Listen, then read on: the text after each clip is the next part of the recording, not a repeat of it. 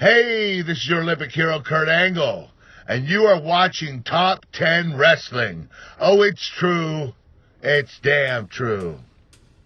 What is going on, guys? It is Tom or Top 10 Wrestling, and welcome back to another intergender wrestling video. So what I want to start doing with these videos, I want to talk about multiple topics rather than just one. So I have two topics for today's video. It's going to be a throwback topic and a current topic. So let's talk about the throwback topic, which is probably going to be the thing in the thumbnail. And that's talking about how Seth Rollins once took part in an intergender match with a former WWE wrestler. Something that you guys might not have known about, which I wanted to talk about in today's video because it's actually quite a decent match. And then later on, we'll talk about our more recent topic that has happened in terms of intergender wrestling. So Seth Rollins, back in the day, faced a match against, and this is kind of crazy that this actually happened because I had no idea this happened until I made a video on it about, I think I mentioned it about like a year and a half ago. I'm sure I mentioned it somewhere, but Seth Rollins faced off against Awesome Kong, who obviously is right now signed to AEW and is a former WWE superstar by the name of Karma, though she only wrestled one match, which was the Royal Rumble match. Now, I can't find anything on dates for what this match was or the promotion it was going to be, but you can tell that this match was a while ago because Karma is called Amazing Kong, not even Awesome Kong, and Seth Rollins is of course called Tyler Black, which is what he was called on the indie scene. Another really interesting note about this match is that there is a shoot interview where Karma actually says that she was supposed to face Silas Young, but he refused to put a woman over and no-showed, so Seth Rollins actually ended up volunteering to do the job instead, and as you can probably guess, Karma got the win over Seth Rollins, which is such an interesting piece of trivia.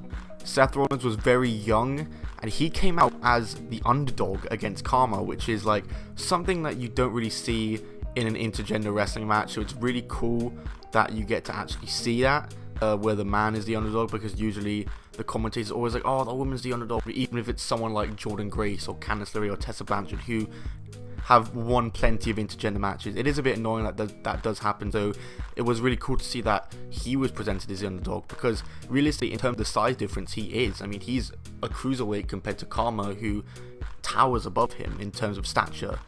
A young and cocky Seth Rollins came out expecting an easy victory, but she won and kind of embarrassed him, though obviously Seth did get some offense in.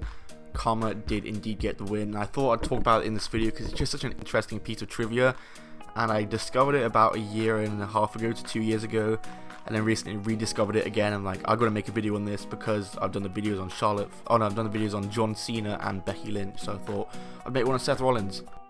Now for the next topic in this video, I was originally going to make this a separate video, but I thought it wouldn't do as well in terms of title and thumbnail, so I thought I'd fit it into this video because I still want to talk about it, and that was the recent Tessa Blanchard versus Sami Callihan match at Slammiversary for Impact Wrestling. It is the first time a intergender match has main evented an Impact pay-per-view, and no less Slammiversary, which is pretty much their WrestleMania, I'd say, and it's probably the best intergender match I've ever seen. I think I can make that claim. Yeah, I'm being completely real with you guys. Sami Callihan did pick up the win against Tessa Blanchard, but Tessa, I mean, she could be the world champion in TNA, and she could easily main event WrestleMania.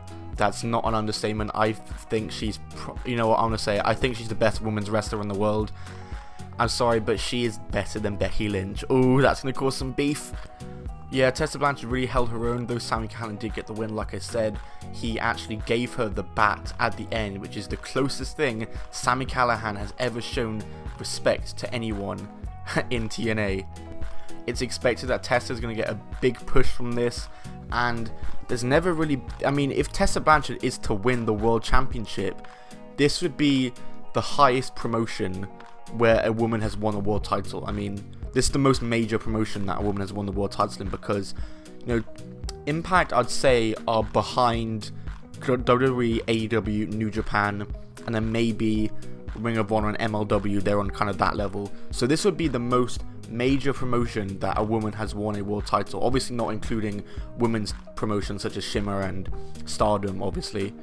But yeah, an absolutely brilliant match. A lot of people were saying that she could win the X Division title and then use Plan C to win it against whoever is the world champion, possibly Brian Cage still, because Tessa and Brian Cage have had good matches before, so that's an easy possibility. But I thought I just want to talk about it because Tessa Blanchard is goddamn brilliant, and if you know anything about my channel, you know that she's one of my favorite wrestlers in the world today, and she could just easily main event WrestleMania. She's scarily good for her age. Like, she's only 23, I believe. She's scarily good for her age.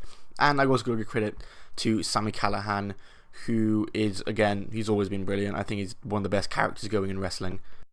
Thanks for watching, guys. If you did enjoy this video, smack that like button. A bit of a different video to what I usually do. Sorry that I haven't uploaded in a week. I did an update in one of my older videos where I said that I'm moving, and I have now moved to the UK. Currently staying in my grandparents' house, so Wi-Fi isn't amazing, and it's not as soundproof, so I can't be recording all the time because obviously I'm with my grandparents, can't be loud. But yeah, thanks for watching this video, guys. If you did enjoy, smack that like button. Goodbye, and keep on rolling.